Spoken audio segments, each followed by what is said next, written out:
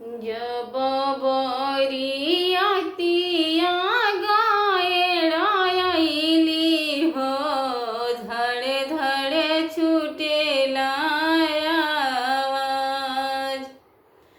जब बरियातिया गायली हो धड़े धड़े छूटेला आवाज।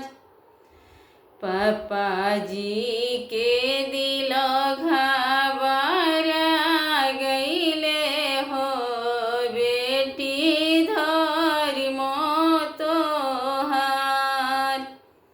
पापा जी के दिल घबरा गईले हो बेटी धरि मोतोहार। जब बरियातिया गायली हो धड़े धड़े छूटेला आवाज।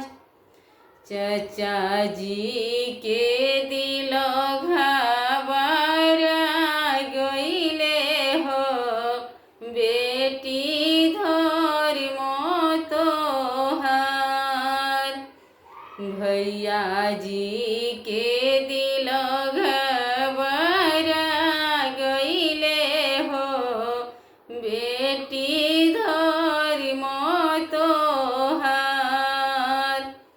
धर्म धर्म पापा जनी करी हो रही है इज्जत तोहार।